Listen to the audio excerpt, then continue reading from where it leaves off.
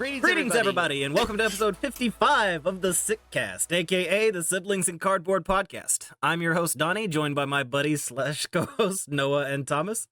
Whether you're a veteran card gamer or a first-timer just testing the waters, we are all siblings in cardboard. You took the words right out of my mouth, Donnie. Thank you so much. I can't believe it. We were in sync. This is monumental. I was wondering if you were going to do that. Oh yeah, 100%. Saw him winding up, and I had to jump right in there. Just had to get in there and get it done. It's okay. No, it's good to be here. I'll go first because I didn't play much Fab. This was a rest weekend. I mean, granted, I feel like I've been resting my whole time. I messaged you and you'd be like, "Yeah, I slept." Yeah, this was play Dota till about 5 or 6 in the morning. Kind of wake up at like 1 or 2 in the afternoon, and then just go to the gym and make you feel like you did something. Kind of a weekend. I don't know. I just had one of those weekends where doing nothing was doing everything for me. But some other people had some really active Fab weekends, as well as there was a lot of movement in the Fab world, and we'll get to that. But Thomas had a really eventful Fab weekend, and so I'll let you guys explain what happened at the Proquest. So this was like our most densely packed Proquest weekend for like the Georgia area, because we had 2 classic constructeds, one on Saturday, one on Sunday. First one being pretty close to me, and the second one being a little farther down in Macon. So that was TCF Gaming Arena and Primetime. Yeah, TCF Gaming Arena. That one was not very close to me, and it got so much exponentially worse with traffic. Because you have to drive straight through the middle of Atlanta, right? Mm-hmm. Yeah, it turned a 90-minute drive into a 180-minute drive into a 3-hour drive. Yeah, every bit of 3 hours. It was horrific. Great event when I got there, though. I was watching the ETA grow, and I was just like, oh no! I was like, that's some crazy traffic. Atlanta traffic, guys. I'm telling you, it's like the airport. You gotta leave early. Like, in retrospect, you would have been better off like driving completely around Atlanta. Yeah, really. But I didn't know that when I left the house, and I definitely didn't know it when I checked my what's it called? The estimated commute the night before, just to kind of get an eye. But I should have known better. I should have known there was going to be traffic. But yeah, like if you would have drove to like the Johns Creek location, then took the back roads to the Conyers, and then drove to McDonough from there, that would have only taken you like 2 hours at most. It's wild. Yeah. Hey, Atlanta traffic, we love it. But yeah, it was a great event. So yeah, I played Vincent both days. I'll put the list in the description. It's also starting to spread around on Twitter and stuff. Thanks for tagging me in that post. Of course. Absolutely. I can't even remember my matchups in Swiss on Saturday. I'm like so brain burned by the Sunday.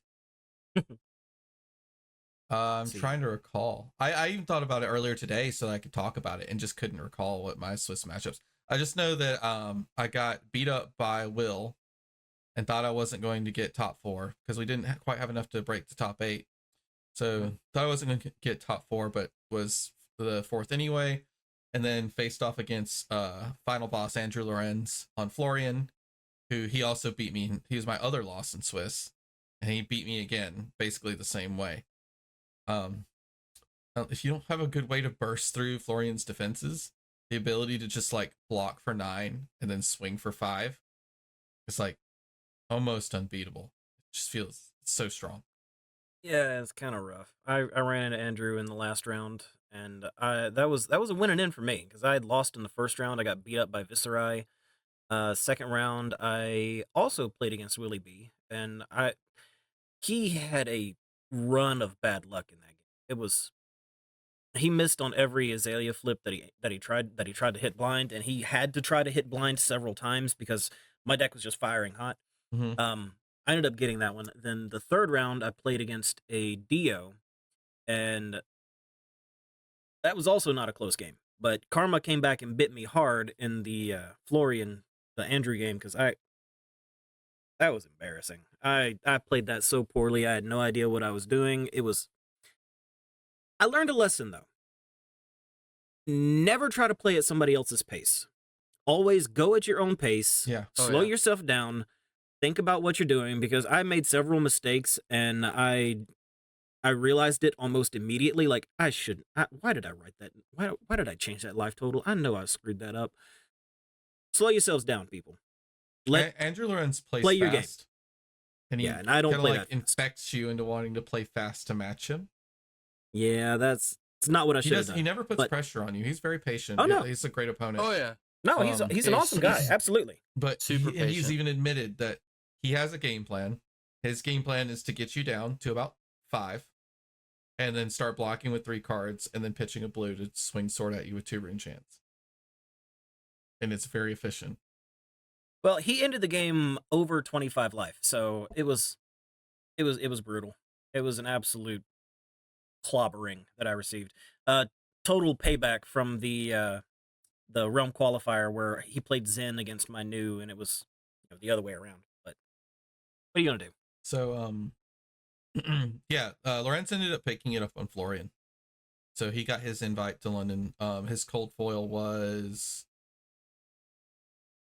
Galvanic Bender. So pretty good not cold bad. foil, yeah. No, I mean there's worse. Until a certain ice hero comes out, Mhm. and then poor Max. I literally Poor think Teklo. he has a 0% matchup into Jarl. Who? Jarl. Jarl. Now, that's a name. Whoa. So Yeah. Sunday was a little bit better. Might be because Andrew Lorenz played Vincent as well. So I got to dodge the Florian matchup because I did actually end up playing Andrew in the semifinals, and I had the higher seed, so I got to go first. But I played I got the bye on first round, which is good and bad thing, right? I have the worst tiebreakers of the 3 and 2s if I go 3 and 2, but I also got like a free win. Played KO. You get to scout too. Sorry to interrupt, but I like that about. Yeah, Fox. yeah. I did get to scout a little bit, but I mostly watched Will's game because that's kind of the reason I was there. I wanted to be there, support Will, and then if I could get to the finals with Will, he gets the invite because I already had my invite from the previous weekend for draft. So I get a KO, and the KO is not entirely accustomed to the new Runeblade cards. Gets blown out by Succumb to Temptation, and just kind of run him down. But it was a close game. I did have to go down to 2 life and risk getting killed by Reckless Swing, but I just assumed that KOs don't run it anymore, and he didn't. I asked him after the game, he said he didn't run Reckless Swing. Nice. Next round was, dang, I even wrote it down. Let me grab it real quick. Go for it. Yeah, my Sunday included going to work, so I didn't really do anything fab-related other than watching the live stream. Duh, it was Will. Ah, Oh, So you even explained this to me earlier. Yeah, my round 3 was Will, and I sat down across from him like time to get revenge for beating me in round 3 of Swiss last time. And so yeah, it was an interesting game. I won the die roll. Of course, I go first. I banish a card. I play Malefic. Great setup turn, right? Yeah. Even better setup turn. I put a reduced to rune chant in my arsenal. I'm just like, ooh. we are popping off. I take my blood debt. I pass. I'm like, we're going ham next turn. So it was a widespread annihilation I put in too. So the blue one. Ooh. So really great start turn. So I draw up, and he goes, pitch a non-attack action, pass. He drew a whole non-attack action hand. No arrows. Oh. So I'm like, this just got really awkward. I can't play my banish. I needed to play the reduced to rune chant in order to throw it out. And so my turn, after him whiffing a turn, is banish widespread destruction, take 2 blood debt, pass. and you know, he like draws an arrow. Of course, he had an all pump hand, meaning that he threw a fat fatigue shot for like 14 with a frailty token and seek and destroy. I'm just like, whatever, take it, because I've also got 2 blood debt cards and a bunch of rune chants now. It was funny, I didn't even get to do the reduce to rune chant because he also put a release attention on the arrow, so the reduce is still stuck in arsenal. It's hilarious. But anyway, So I get to do the classic widespread destruction with a Mob Skies attached to it. He disrespects it. I get 3 rune chance. Then I play Revel in Rune Blood, go up to 7 rune chance, and then play widespread annihilation after succumbing him. So I succumbed him on the yes. So I blew up his arsenal and took 2 cards out of his hand and put him to 20. Oh. Yeah, you gotta respect A heck of a turn, yeah. Yeah, you gotta respect her. If she's got 2 blood debt cards in her banish, she's coming in really hot. Lost a match to Justin Graham on Kano. It came down to a really close life total. I could have maybe played it in a way and won, but he got to do the scour all of my auras off the board to kill me, which was really funny. That was a really fun game. Really enjoyed that one. And then ran into my worst matchup in the room, Zen. Zen is nigh unwinnable for Vincent, because at any point he can break his chess piece, get a Zen state token, and all your rune chants just go away. They do nothing. So you can get like 15 points of value off your chess piece, and you can do it at instant speed. So it's very difficult. So he didn't even get a good Zen state set up and still beat me. So I know that usually the way Gem rolls out, as soon as he beat me, I'm like, I bet he's going to be my first round in top 8, and he was. And I was almost ready to scoop and walk away, because I just didn't want to feel the bad beats of sitting there just waiting for him to break the Zen state token and then just kill me. So I actually start by applying pretty good pressure, keeping life parity, and go in and apply enough rune chants that he feels like he gets value from the Zen state token. So I let him do his thing. I even play the Revel in Rune Blood so that I can play out another attack and make sure that he gives me tons of cards and he doesn't get to take advantage of a really strong turn off of the first Zen state turn, right? So then it goes, he throws something measly, if at all, I can't remember. I go, of course the Zen state's still out, so I just do a setup turn. Build up some rune chants, put a card in blood debt, pass. And now all I have to do is survive the next turn. His next turn was like swing for like 10 or 12. Very mediocre turn. He even said that sucks I couldn't capitalize off of like a full 5-card hand because I forced you to take a setup turn. And then he disrespected succumb. He took the 3 rune chance. I succumbed, ripped a card out of his hand, and then killed him. So respect succumb, guys. Then faced off against Andrew Lorenz on Vincent. I got to go first because I was higher seed, and that goes how you would expect. I got to do the setup turn first, and I got to put a Malefic out first, and so I just valued him all the way down. And then finally, the best possible outcome, it's Will Bradshaw in the finals. So no matter what, he's getting his invite to London, so we're all like super stoked. So it's all good feels. We sit down and play, and I absolutely just blast him again. He like disrespects me at one point. He disrespects the rune chants, and he gets eaten up by the succumb again. Like, that card is so polarizing. Like against aggro, it's incredible, but against like Florian or like anyone who likes pitching into the rune chants, it's like it's just a card that does nothing. Anyway, that was my story. That's why it's called Succumb to Temptation. I got my Vincent Living Legend points. I might. I'm just under top 100, I think, after the Elo update in the United States. Nice. And congratulations on that. We got a gold foil. Yeah, weirdly enough, which I immediately flipped to someone who really likes expensive shiny cardboard. It's like I was the real winner of the Proquest because I have it in my hand. This dude slept the entire Sunday and somehow woke up with me and his DM saying, "Hey, do you want a gold foil?" I was like, "Sure, why not?" We'll get to this. I don't know if it's the right. You want to hold it off? Yeah, you can hold it off. Let's do the market minute. Right? So it's your envelope. Oh, no. Well, we're definitely going to open it during the podcast. Is this it? Is this the time? Do we just do it now? Do we do it now because we just finished this wonderful Proquest story before we start talking about expensive cards? Fine. I mean, are there more expensive cards than gold foils? I mean, there's a few. There's a few, right? Well, there's a few that are more expensive EA than Tunic, some. the first 3 sets of gold foils are typically more expensive than gold foils, I think, right? It's not sealed anymore. Uh-oh. All right.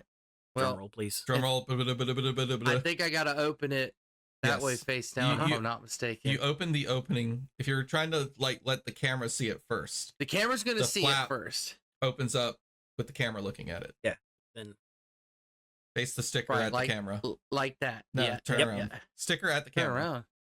I mean, this is face no, down. that's correct. No, we're right. We're right. We're right. I can see the back of it. Anyway, Yeah. So if you want to be the last This person to know, Okay. Rub is them a together. cold foil, and we want to turn it into a gold foil. Please be Dory related. Please be Dory related. Please be Dory related. I'm cheering for you. Oh, it's a Centauri saber. Okay. You said Okay. you'd be We'll take happy that. with a saber. Oh, it's reversed too. I would be happy with a Centauri, but you know what this means? This means that now we have to figure out how to get You gotta get the other one. Centauri saber now.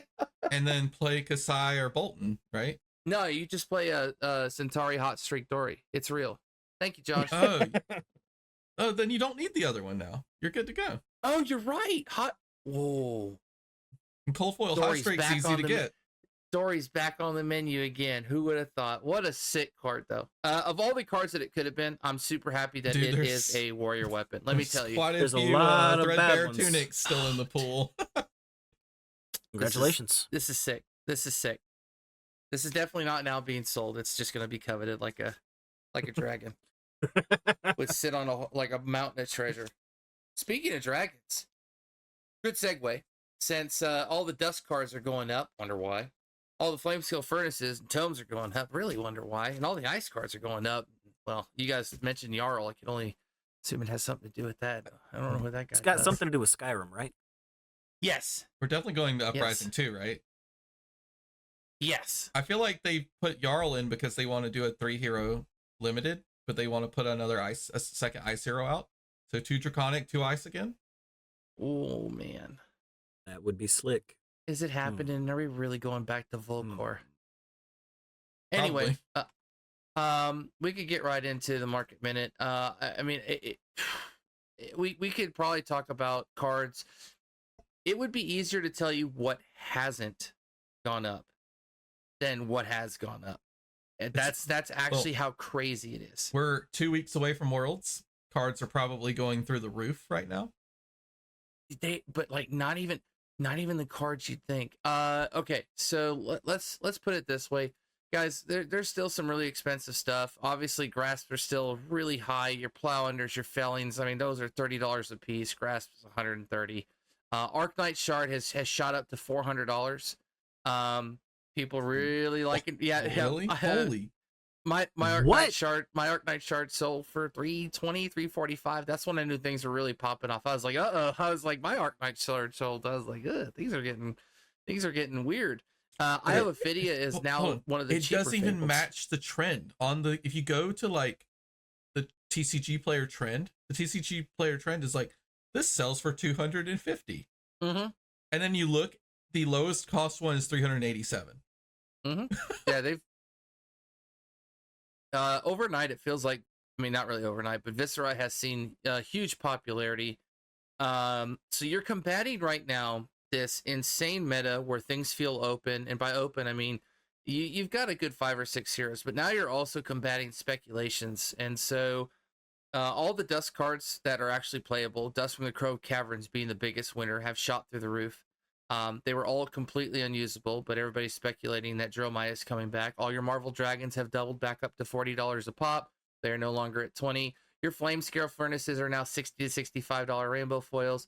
I told you. I don't know how often. I don't know how often I can tell you guys. Your tomes. Remember I told you about Tome Imperial Flames? It went up to 31. It's not even on its high side. Its high side is going to be 60 on the rainbow foils. So, but and ice cards.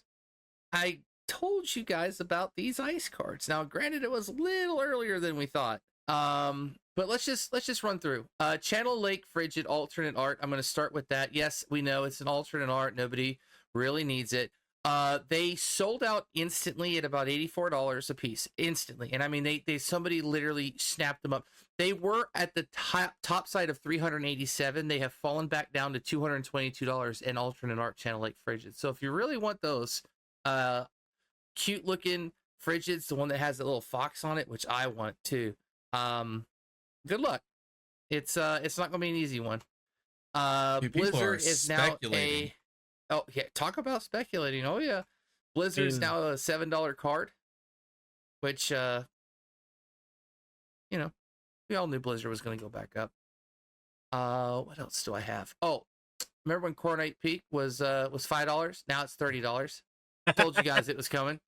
25 for lightly played, 27 for normal. Oh, what else? Oak and Old is now $7-8. Tectonic Plating doubled back up to $40. Told you guys you should have got it when it was 20 because it was cheap, ludicrously cheap. In fact, Good thing I don't have any interest playing Guardian. Woo! Some might call it criminal level larceny. How low that thing went. Also, one card in particular, since it'll make sense when we talk about Jarl. That actually fell back down. Mangle for a very short period of time jumped up to almost $20 to $30 a card. From Crucible. Unlimited rainbow foils are selling for 27. Normals were selling for 15. It looks like that there's some back down at like 5 or 6. At least normal non-rainbow foils. Let me see where I can find the first rainbow foil. Oh, there aren't many rainbow foils. Oh boy. Oh, that's lightly played. It counts. It's 15. 27 for a rainbow foil for Mangles. Yeah. It'll all make sense. But yeah, like, I mean, we could spend all day. Channel Lake Frigid went up. Blizzard up. Exposed Elements up. Is it ice? It probably went up. Buckle up. If it hits equipment, if it's ice or Guardian, which you're thinking, well, how do those things synergize? You'll see. It went up. Did you know drastically that you could play Mangle and then at instant speed you could expose the elements? Sounds like somebody's getting their equipment broken. Yeah. Oh, and who could forget? Bastion of Eisenloft literally shot up to about $70 on the cold foils, went back down to about 41, 42 right now. Ramparts of the Ram Head went up.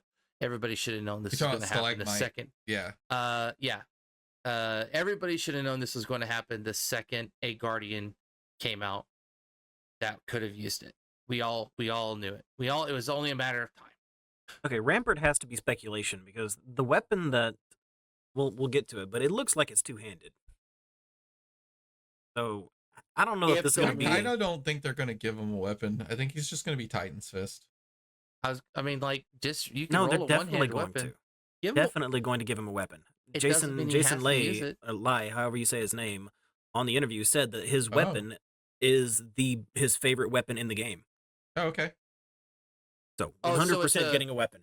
It's a nerfed version of Winter's Will to make us all it's going to be a nerfed version of a nerfed two-handed version of Winter's Will. It's probably going to be broken. Yep. Thanks, LSS, for another weapon we're going to have to inevitably ban. I don't know. It's not one hand. Like, part of the reason Winter's Will is really strong, but also like being able to run Winter's Will and Stalagmite was busted. Yeah. Well, I mean, then you don't forget you also had Crown of Seeds in the mix, which is card is so dumb. Why did they even print Winter's Will? What were they thinking? I really don't know what they were thinking with Winter's Will. They were thinking Tales of Aria.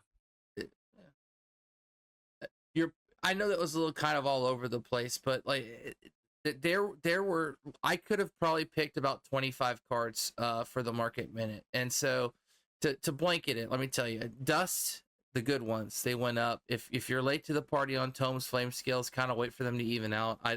Dromai and all that stuff is still a speculation, so it hasn't gone through the roof yet. Whereas Ice has literally been revealed. Channel the Bleak Expanse hasn't gone up yet. I still think there's room to play on that because I don't think people fully understand how that card's going to interact with the meta. Weirdly enough, Civic Steps, I think people are still wondering whether that Guardian's going to get his own boots. Obviously, there's a whole armory deck, so there's probably going to be equipment. So Civic Steps haven't jumped either. They're $5 a piece.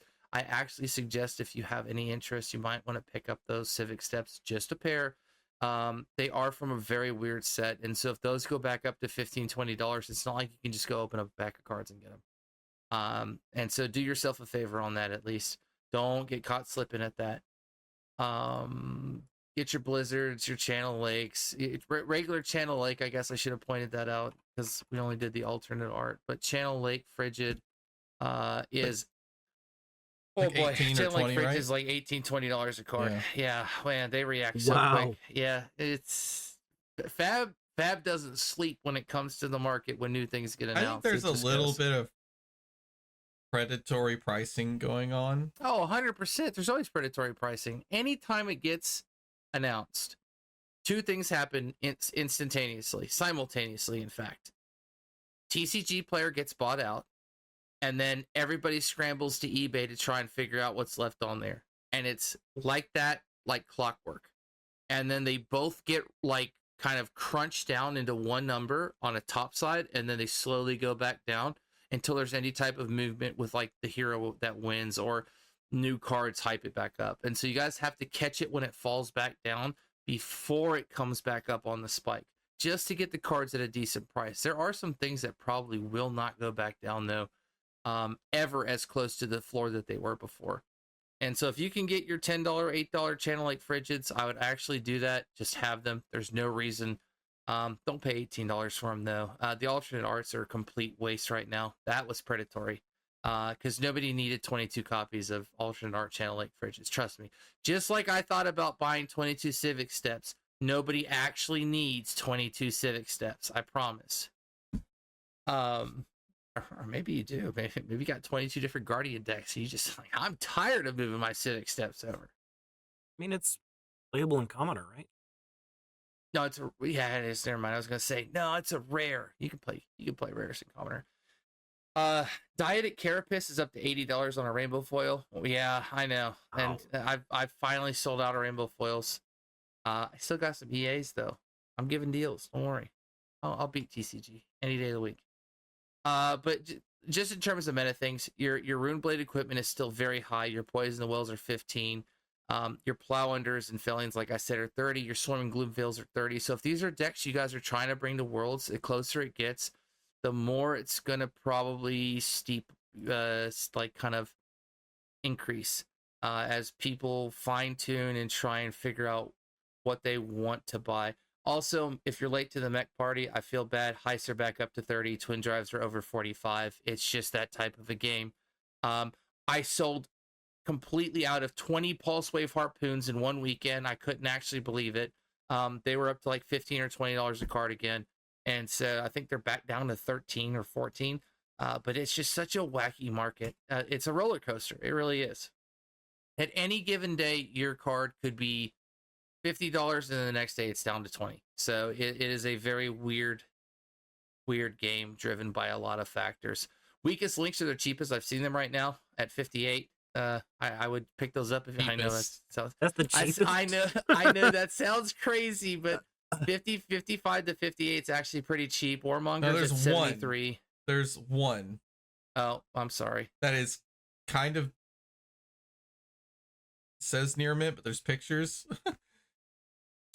This is how you know things are going up. $62 after that. Sink belows are $2 a piece right now, and they've usually only been about $1. That's right, $2.25 per sink below. Oh my God, where are we at? What world is this? Just buy a box of Welcome to Wraith at that point. You're not guaranteed that many red sink belows. That's you got 3 colors, and that feels like a short printed comic. That's so wild. Wasn't it a rare in WTR? No, it was a common. That's how cracked that card is. LSS, do me a favor, bring out like a Blast from the Past Armory deck, okay? And like just let it have the D-React so we can stop having this insane inflated Wouldn't be surprised fate if Jarl has Sink Belows in his deck. No, he's gonna have the not unmovable. What's it? Staunch Response. Unforgetting. But we got to get fates and things back in outside of just history pack, because history pack is actually really expensive compared to all the other sets. It's also white border. I'm not saying there's not a market for it, but you really haven't created the entire rest of the set, so there kind of is no market for it. You'll fix it though. I know you will, SS, but you got to bring the defense reactions back. If you're going to keep them in the game, they've got to get reprinted somehow. Welcome to Wraith and Arcane Rising is not accessible enough. WTR Unlimited may be. not Arcane Rising Unlimited. There is not enough. It's $100+ a box. The set is super unforgiving to buy right now because the return value is completely null and void now that Art of War is nixed from the meta. You're rolling dice on the one Majestic worth any money in that set, and the couple of legendaries that are okay, and that's one actually in Storm Striders, and I guess Eye of Ophidia. It's a really feels bad set to try and buy that set just solely for Sync Blows and Fates, but market's crazy, guys. Speculation wise, I think there's still room on Ninja. I think if you haven't got a mass momentum, I would get that. I think that goes next. I think again, you want your Zephyr Needles, you get reverse. Get your cold foil bling Kadachis and stuff now before Ira gets announced. She will be a fatigue deck. Get your promo Flick Flax. Get your gold foil breaking skills. You probably get a good price on that right now. Ninja's on the low. Get your cold foil breaking skills. But it's gonna be a hard speculation right now. This is a shot in the dark now. I when it's like this, I look to meta cards that are down. That All You Got, I picked those up. They're $6 now. Their ceiling's $20. Sensors down to $5. That ceiling's $20. So that's what I do when it's like this, because there's too much chaos right now. If you're late to this party, you are late to this party. Just move on. It happens. The wave's up here. You got to catch it when it's down here again. So we move on to better things. But that's the market. It's crazy. It's fluctuating. It's wacky. I would not buy right now. No. Leading into Worlds, this is right terrible now, time to buy. Do not buy. Hold till after Worlds and let the prices go back down. People are going to hype up whatever wins Worlds. Things will go back down, and then you'll be able to get those things you want to test low, and then as it rides back up after Worlds. So that's a good way of doing it. This is a good interperiod time. Let the turmoil work itself out. The ice cards will fall and stuff like that. People are holding on to supplies. Trust me, my ice stuff isn't listed yet. I'm waiting. I'm not gonna jump in on this just yet. It feels like a weird time. All right. I think that's probably the best. So yeah.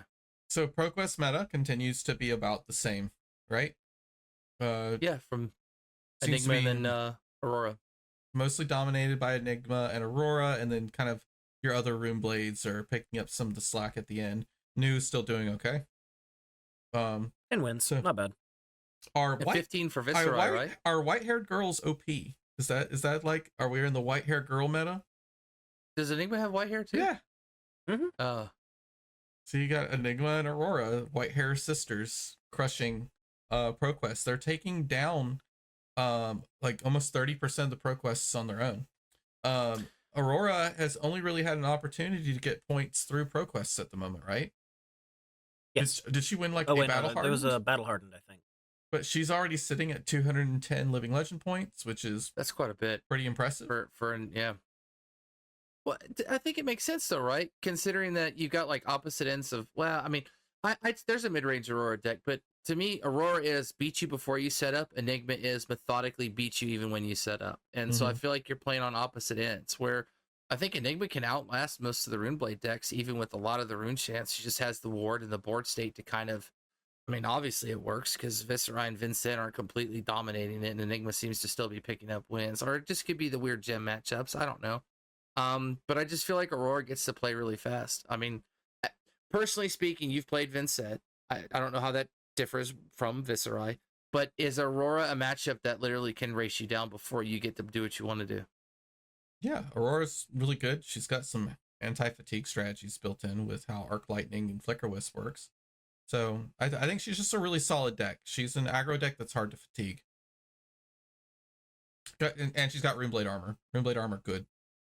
Oh yeah, really good now. Like was good and is really good. I mean, Grass 3 block, Dyadic 3 block, Purg 2 block, Boots 1 block. Literally any helmet you want. 6, 10, 11. That's 11. That's 11 armor. That's a lot of armor. Like, even if you run only like 6 non-attack actions in your deck, Face Purgatory is still good. It blocks 2 at a minimum, and then sometimes just completely shuts your opponent down. what's the block on the greets? I was gonna Just say one, that said she's but it's spelled battle worn. okay, so it's either one or one. So Notably, also Cilio picked up 2 wins and is now more successful than Olympia. oh, whoa, Olympia needs his payoff. It's coming. Yeah, so You'll see. He just needs purpose. if he picks up another win this coming weekend, he will be tied with Arachne, who's been out since Dynasty. Ooh, don't hurt his Or feelings. does he pass Arachne? Oh, he actually passes Arachne. Arachne's at the weird number 13. Arachne is actually the 5th hero in the support in the new Vokor set, because he comes back to kill whoever took over lore wise. You'll see. He becomes the Emperor. They come back. They got like keep what you kill strategy. But, that would be cool, but no. Please help Arachne. Please help Olympia and Betsy. Like, whoa, yeah, yes. I was gonna say Olympia. Good specialization to buy about 40 of them, because one day he's gonna be. Yeah, we'll see about that. I will definitely take new assassin cards. Definitely help out Arachne. Give Arachne a specialization that no. Keep that specialization word off of there. Give another. keep that specialization word off of him. You don't need any more new cards. I feel like new is pretty solved, right? Like, more or less. I mean, there's a few tweaks. Good. Yeah, I mean, I can't really complain, but you always want new like shiny things, for right? Scrap that does 6 instead of 5? Or are you just like looking for little incremental number increases at this point? You know what? Codex of Frailty 2.0. Let's get that going. How about that? Yeah, it's called Codex of Bloodrot.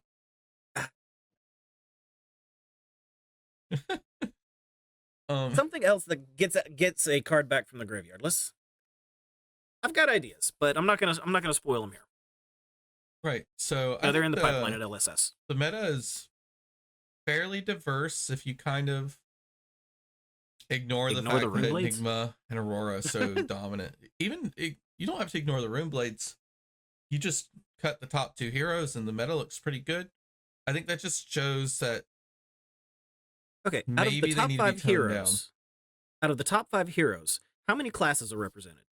Out of the top 5 winning heroes from PQ's last weekend. Yeah.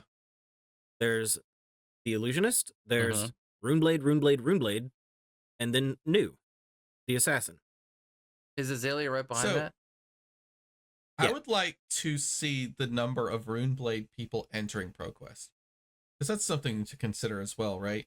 New shiny things tend to do well, because I think Zen is a pretty good deck in this meta. And he's not picking up a lot of wins because I think there's only like 1 or 2 people showing up to even a big ProQuest at most. I think a lot of times there's 0 Zens showing up because he's kind of like, everyone's like, oh, Art of War's on Bond's Ancestors. Right. Get away from me.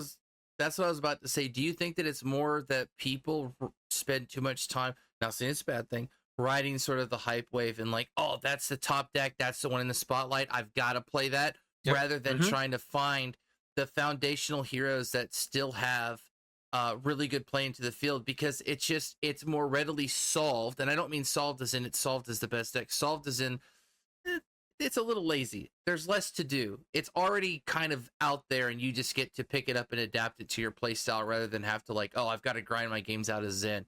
Like, you know what I mean? Like, how I think that there's a certain level of laziness that keeps the amount of Zens and other heroes from actually showcasing their potential. This is a hero-centric game. People are going to play decks that they're attracted to in some way. True, but it's also competitive, and people want to win, and people usually flock to the top 5 decks. That's exactly right. That's what I was getting ready to say is, yeah, I think what we're seeing with the Rune Blades right now is the Zen refugees moving on to the next round of meta decks, because Aurora, Viserai, and Florian are top of the meta right now. Well, Florian's just the best Guardian. Well, second best Guardian. Enigma is the best Guardian. Florian is the best Guardian because he is very, very good against new.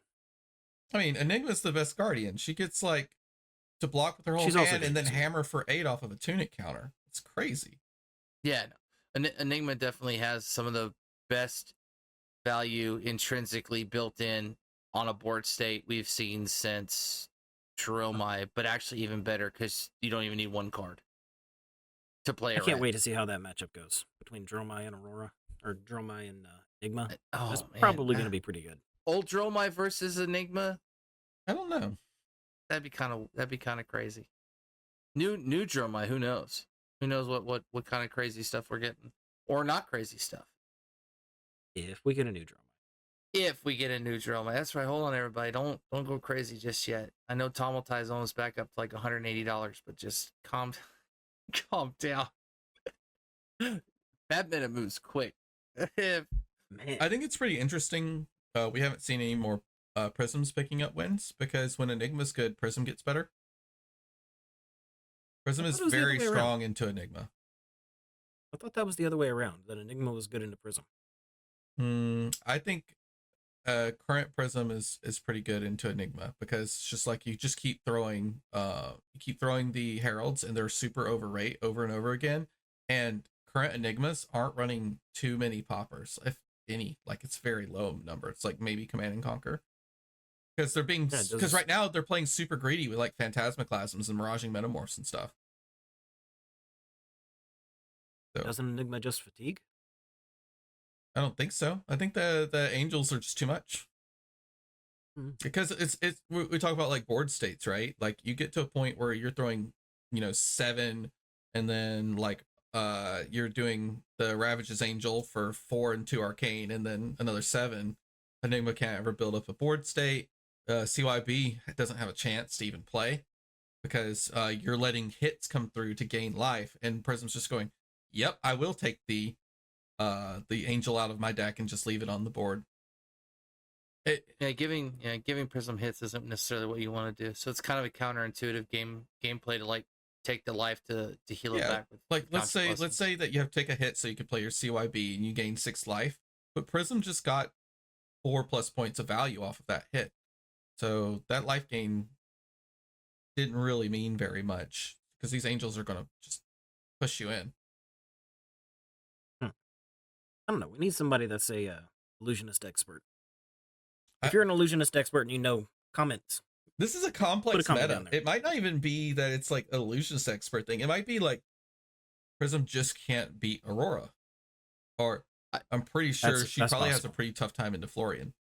The triangle's probably really off. You know how TCGs have triangles. Decks at the top. This deck beats that deck, but loses to that deck, and so the representation really matters. If a prism matches against everything that isn't Enigma and wants Enigmas, then you're going to have a tough time. Same thing with any other deck that's like looking for that potential matchup. What do you guys think the Worlds meta is going to be? Do you think the Proquest is representative of what we're going to see?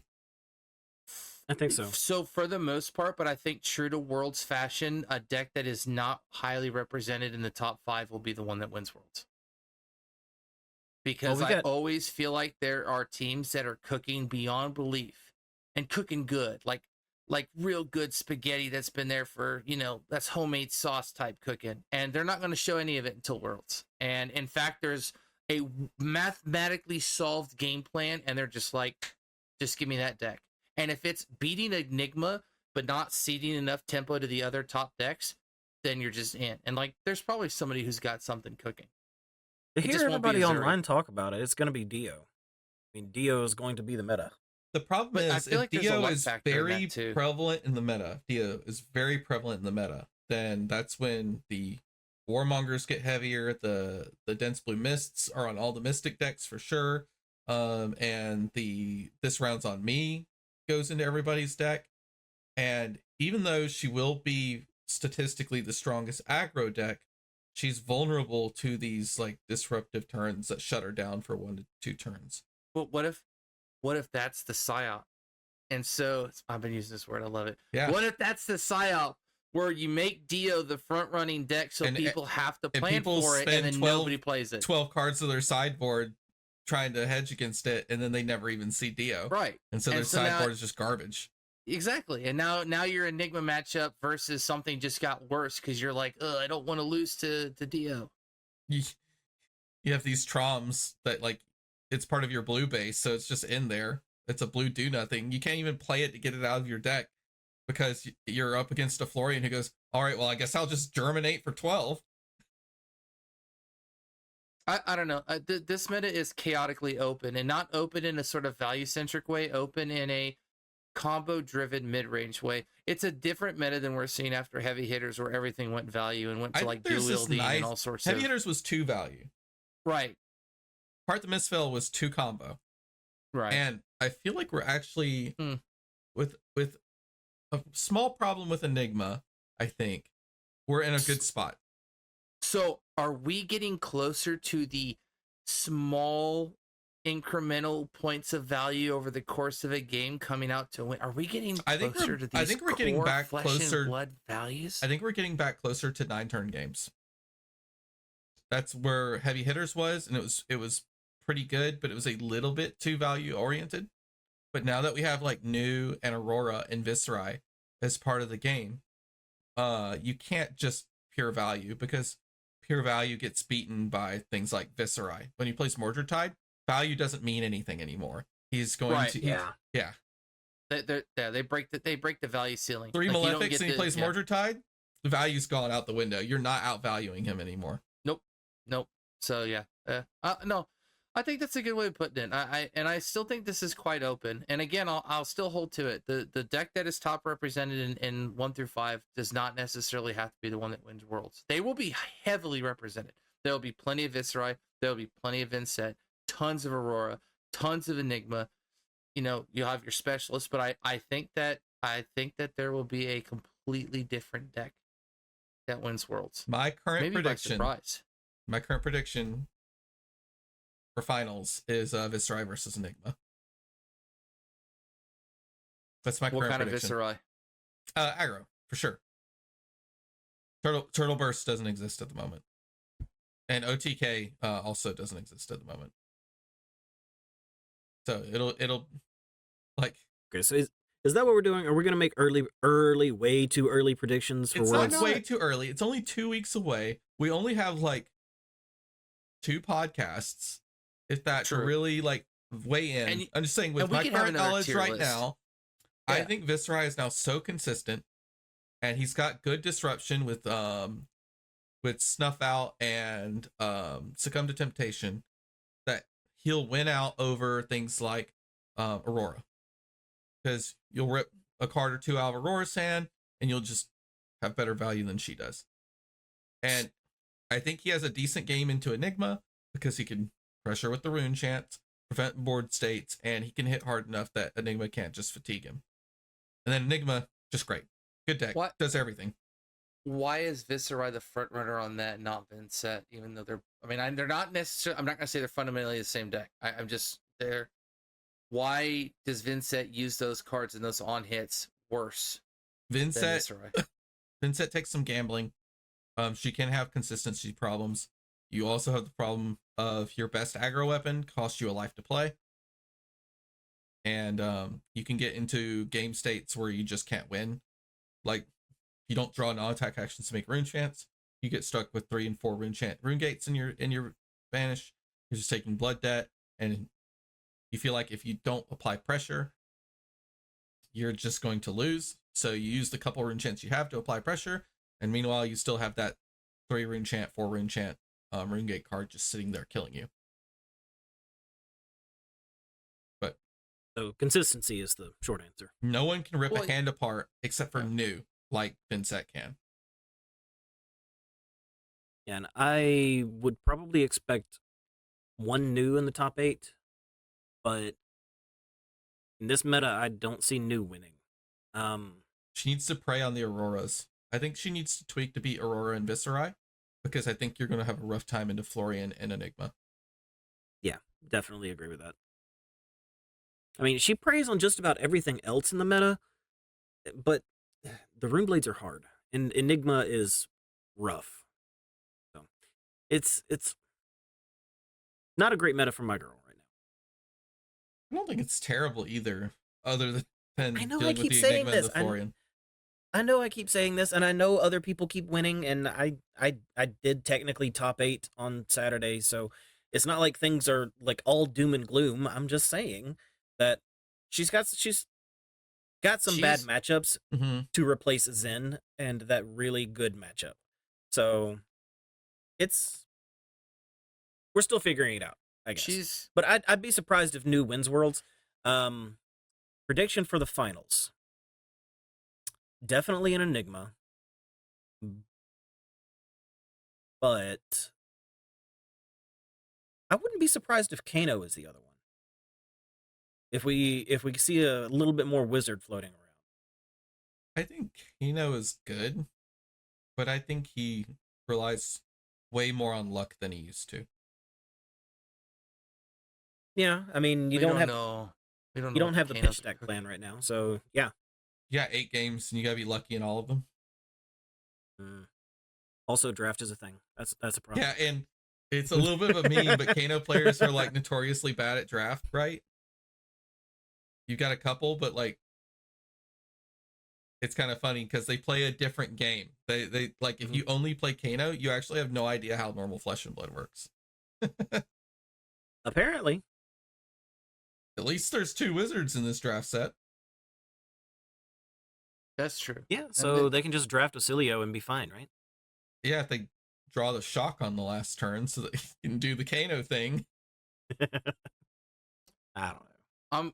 I'm gonna go out on a real limb because we gotta go. I'm gonna go crazy.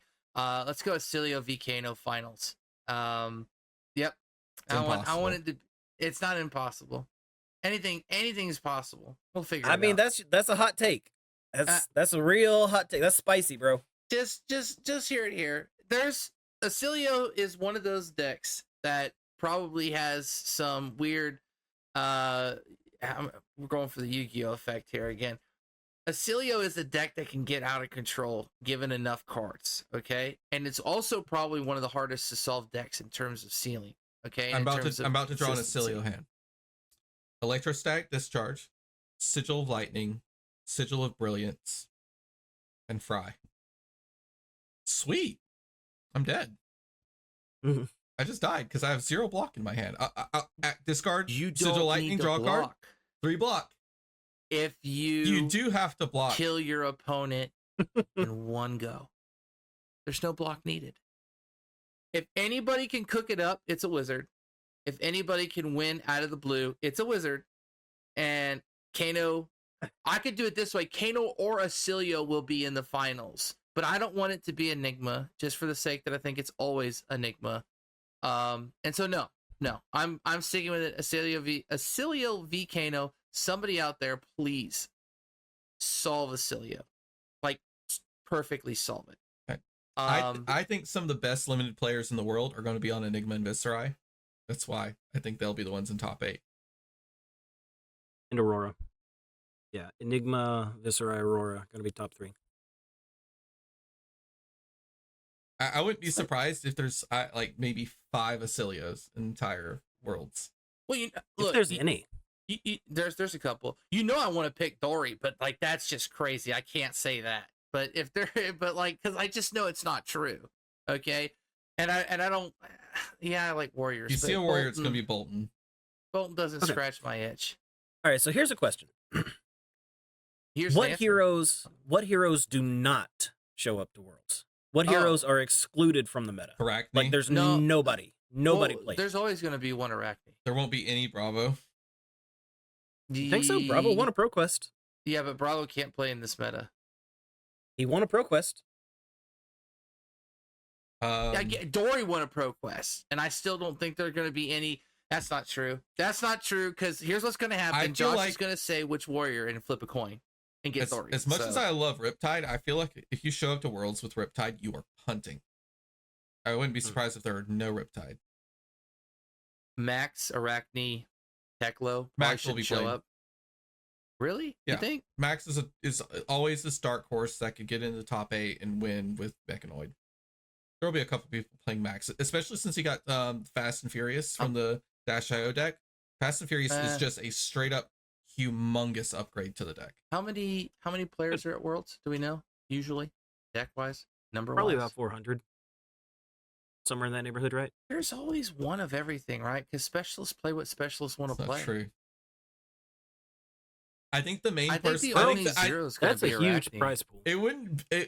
Let's if we exclude Bolton, I would laugh if the only person playing a warrior is Josh.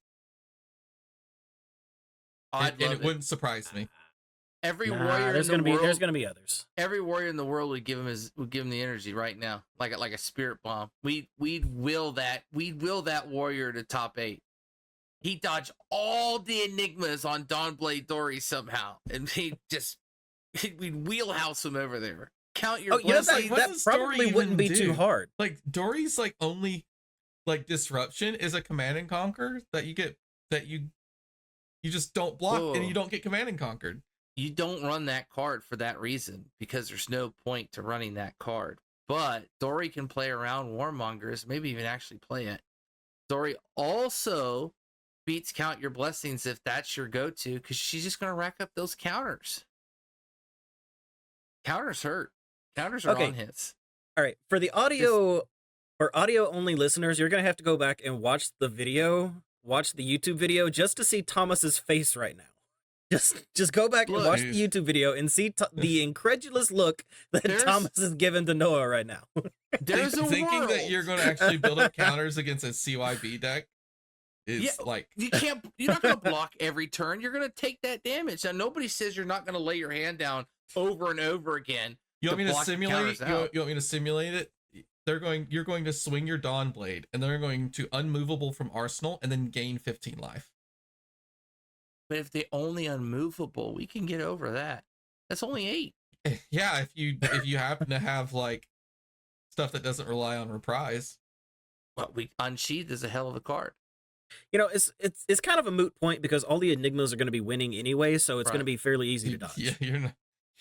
You're not. Josh is going to be able to submarine his way all the way up. To Yeah, the yeah, top. just That's what we're looking for, Just right? lose the first 2 rounds and Right. submarine all the way up. Just win everything else for the rest of the rest. Yeah, just of pull a the- Pablo. Please, but Josh, seriously, don't flip a coin to pick the warrior this time. Just if No, you think he Bolton's the his hit. cat. He picked let this his cat deck. pick it. Oh, okay. I don't even I know like what it that was. idea. What was it? I can't remember. Olympia. Oh, The cat my picked Olympia. God. Wait for Worlds. Yes, the cat picked Olympia for Worlds. Oh, well, he wins. Never mind. I'm changing it all over. Olympia's in the finals. Time He'll to figure it out. find that cat a new home. The cat betrayed you. No, man, the cat's the payoff, and I'm telling you, wait till you see what Actually, that I'm cat's rooting for cooking. Josh because I can't wait for him to get interviewed. So why did you bring Olympia? Well, I did this little short on our YouTube channel where I let my cat pick my hero. Fate knows no bounds. I like it. Olympia, roll it. You need to borrow a Centauri saber. I got you. You got all that equipment in there. You can do anything you want with Olympia. That's wild. Oh no, Olympia's good. That would be hilarious if he actually shows up on Olympia. Well, he has That's to. going to be incredible. He doesn't get to choose it now. I That's just, not how I just fate imagine works. Josh doing mediocre, right? Because he's on Olympia, but he like 3-0s both of his drafts. So there's Olympia in top 8. He is mean in a draft pod. He's a savant. Mm-hmm. There's a method to that madness. If anybody's gonna figure something crafty out for this meta with Olympia, it'll be him. Okay. Let's wrap up with just maybe a mention about the 5th anniversary stuff that went down. And Jarl. I didn't watch a lot of it, but we haven't talked in depth about Jarl. Jarl got spoiled. Yeah. And he is looking pretty strong, really cool. I'm excited for Ice to be back in the meta, but also not. Because it's been out long enough that I've just gotten used to playing heroes that play on really efficient resource lines. Yeah, I've been thinking more and more about that hero, and I think this may be the first Guardian that New doesn't really want to sit across from, just because frostbites are annoying You got a and lot of blue cards, though. assassin equipment's not very good. Yes, but I want to play my blues. I don't want to pitch them. I don't want to pay for frostbites. I want to actually swing with them. Second cycle. Remember, there's a hybrid between the amount of Guardian and Ice cards that have to get played. And so if it's all Ice all the time, there shouldn't be enough actual damage outside of like weapon slings. So there's going to be a fine balance. So It's definitely going to be a long game. It's going to be interesting to see how it plays out. Jarl is so far a classic constructed only hero. There's not a young one that we know of yet. Hopefully not. Be surprised if there ever He'll was. instantly LL and Blitz, I think. Whenever you play an ice card, create a frostbite token in an opponent's exposed head, chest, arms, or leg zone. Essence of Earth and Ice. a zone, exposed zone is a zone that doesn't have armor in it. This is just going to reinforce the new rules that they released, that you need to put your broken armor into the graveyard and not flip it face down. Yeah. Okay, but the hero's text box confuses the living crud out of me. Why does it matter where the frostbite token goes? Because he literally can't give you a frostbite until you lose armor. Right. It's so like, Okay, but all he's got to do is power. play literally any frostbite generating generic ice card, and then he can just produce as many as he wants. You can. Why does no, because it's occupied by the frostbite. So once you have one exposed thing, he puts a frostbite in it, and it's no longer exposed because there's something in it. There's literally a token in it. Yeah. Wait a minute now. Are you saying that's a permanent frostbite? No, it goes away. Because that wouldn't make No, sense. it goes away when you pay it. Okay, then that's still confusing. What is the old frostbites doing? They just chill. They're auras you control. They're just your play zone. Has there been an update to the rules that I missed? Because there will be an update to the rules to further clarify what a zone is and what exposed is. I'm sure. Okay, so basically you get what's the one that just like you flip up? Well, what Insidious? It's not Insidious Chill. Which is the one that just gave you 3 frostbites? Arctic Incarceration. So he Arctic incarcerations you. You get three in your actual aura zone. And you get 1 in your exposed equipment slot for a total of 4. Because he played an ice card from his hero ability, he puts 1 in the exposed, and then you get 3 for the actual Arctic incarceration effect. Okay, but I'm still confused on why it matters what zone it goes into. Why wouldn't it just say whenever you play an ice card, create a frostbite? Because until he breaks your armor, he has no hero text. He has no hero text. So he can't like double dip like Icelander could on the frostbites from playing an ice card from Arsenal and giving you a frostbite. He also can't play like Channel Lake Frigid, give you a frostbite in your only exposed zone being your head, then play some other ice card and give you another frostbite because you don't have another exposed. Unless that card specifically just made a frostbite. It's supposed to try and limit the overbearingness of the frostbites, but still making them impactful, but making it methodical that it's a hero ability. It's supposed to make his hero ability bad, but he has more text than just Essence of Earth and Ice. All right. And that's really all he needed. His hero power is quite terrible, but he is Earth and Ice Guardian, which means he gets to play Oldhim cards. Well, like most people, or not most people, a lot of people think Oaken Old is a specialization. It is not. No, it's just. And he got another Earth Ice card to make it easy to double fuse Oaken Old. Mm-hmm. And let's talk about it, because this card is really strong, by the way. Crumble to Eternity is a blue block 3 Earth Ice action aura. Well, and thank goodness it's a specialization. It is, yes, it is a Jarl specialization. Thank when this enters the arena, you may put a -1 counter on an equipment. Just do it. No condition, nothing you could fight.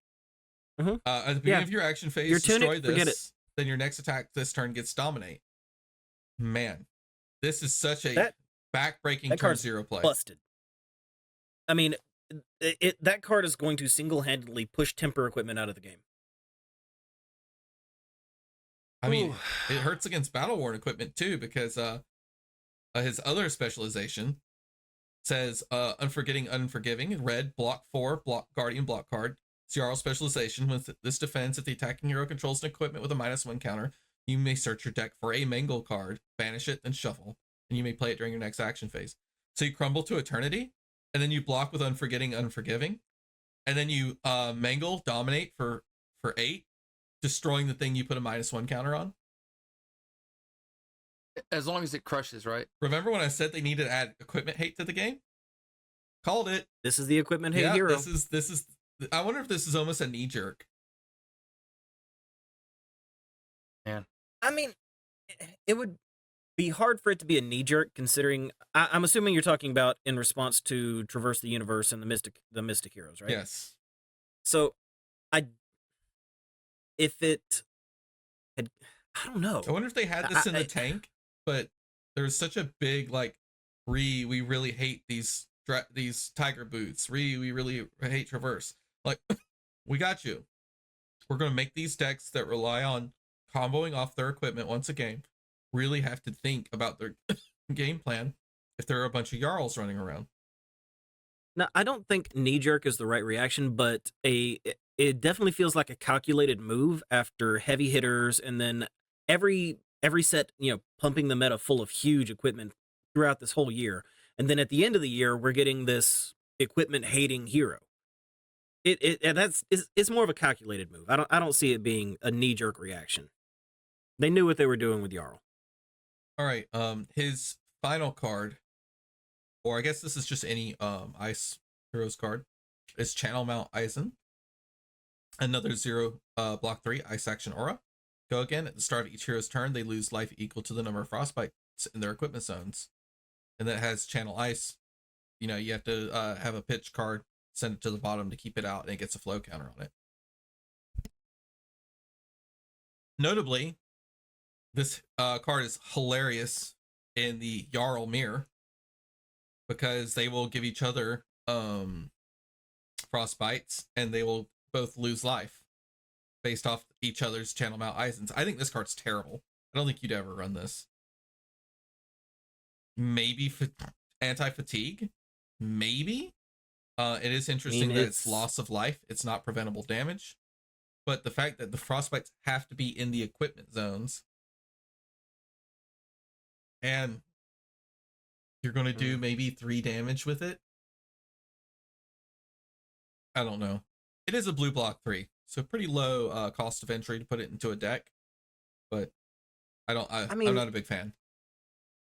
The turn you play it, if they have an empty zone, it's going to do 1 damage. And then if it sticks around again, you play another ice card, and they get another frostbite, it deals 2 damage. But, That's a late game. It's probably a game closer, kind of like Burn Them All was. I saw somebody else make that comparison. It has potential to actually do a lot in the late game. He's got other game closers though, like Macho Grande, Oak and Old. Mm-hmm. So yeah, for sure. He's gonna be an interesting hero. He's gonna be a menace, is what he's gonna be. I'm excited for him to enter the meta, despite being kind of like playing Riptide, playing Vincent, playing Dashay, all heroes that don't want to see frostbites. I've seen a lot of Azalea mains on Twitter mourning the fact that Oldhim is returning to the meta. Yep. And not only is Oldhim returning to the meta, he's gonna smack your crunch wrap off the top of your head.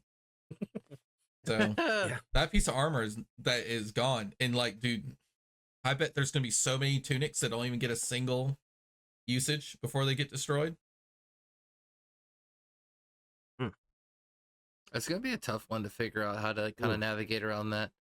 Because Guardian players will rejoice at this to give themselves some kind of a fresh breath of air from the whole Victor value base versus the Bravo sort of dominate and Betsy sort of over. Like this has the same kind of feel but different. I mean, it's got the good old him vibes where you're the Guardian Lexi. Maybe not as aggressive, but disruptive. Oh, so disruptive on 2 fronts. Because if it's not a crush effect that's about to hurt you, it's your frostbites that's going to help. That's going to hurt you, and it just. I mean, just think about like we were talking about the poor Azaleas, and we're talking about the crunch wrap, the Skullbone cross wraps. It has 1 defense, meaning that Azalea, if she ever goes down to no resources to pitch, and you play exposed weakness, or what's it called? Exposed to elements. Exposed to elements. Mm-hmm. It's just gone. If you don't have 2 to pitch, it's just gone. The cross wraps just go away. So the first time you dominate an arrow and send it down, he's like, well, I can't block out anyway. I'll just destroy your headpiece and block 3. And now one of your value engines is gone. You don't get the top card of your deck every turn. Very strong. Yeah, like I said, I'm not a fan of this because 3 out of 4 new equipment all block 1. So use them aggressively. You're gonna have to. Yeah, you're gonna have to play really literally aggressive. You might as well just block with them like immediately, because otherwise they're just gonna get crumbled to eternity or something. And then but then you open yourself to frostbites, but you're gonna open yourself to frostbites anyway. You don't have to so you really break can't think them. about it that way. You don't have to break them, just block with them. said, it's going to be an interesting game. It's definitely gonna be interesting. As far as the live stream goes, I want to shout out 3 Floating. That Night at the Armory video was fantastic. It absolutely captured the energy and the feel of a new player's first night at an armory, coming in, going 0-3, and still having the best night of their life. Absolutely phenomenal video. If you haven't watched it yet, go check it out. The acting was really good, and the cinematography was actually like super professional. Mm-hmm. Yeah, And it looked great. The sound was great. Everything about it was awesome. It you was kind funny of have too. to have those. Yeah. They're a riot. You kind of have to have those feelings coming into Fab. Fab is a game you lose before you win. And it's one of those where, but it shouldn't be a feels bad lose. It'll just always be a learning lose. Like the games usually feel pretty okay to lose, and you gain a lot of value off of losing, and then you kind of grow into it, and that's how you actually build that rapport with your hero, and that's how hero identities get created. Is you like, oh, like that felt so good, and I could have done this, and I could have done that, and you just get excited to want to play again, and like, oh, I can do it better. It's a chess game, it's a fighting game. It really is a back and forth. It is a good skill expression in this game, rather than just, oh, I got beat due to the old mana boss again. What a shame. All right, I think that wraps up our podcast for this week. Anything we forgot? I don't think so. If we forgot something, we'll remember it as soon as we stop recording. Right. I mean, I didn't forget what I need to do, but I don't think we forgot anything in particular. Okay. Yeah, I got nothing. We'll cover it next week if we did. All right, so Noah, where can everybody find you, buddy? At Big Max Fab on Twitter, twitch.tv/Big Max. And I know I keep saying it, but I still have a ton of Rosetta product. I'll try and throw together some kind of a live stream and just start opening it for fun. I have a purpose now to open up cards and try and figure some things out. So I got plenty of cases I haven't even opened yet. Awesome. All right, Thomas, what about you, buddy? Find me at What the System Fab on Twitter or What the System on Discord.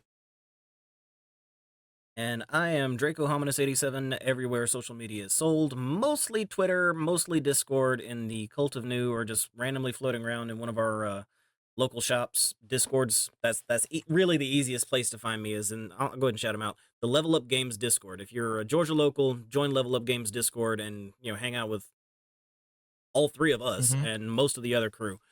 I also write for fabric.gg. I just had a article with a UPF article for Florian come out. The next one that I'm writing is going to be on Aurora, and I think that one's posting this week. As a matter of fact, as soon as I get off this podcast, I gotta go start writing it some more. So we'll be working on that here in just a minute.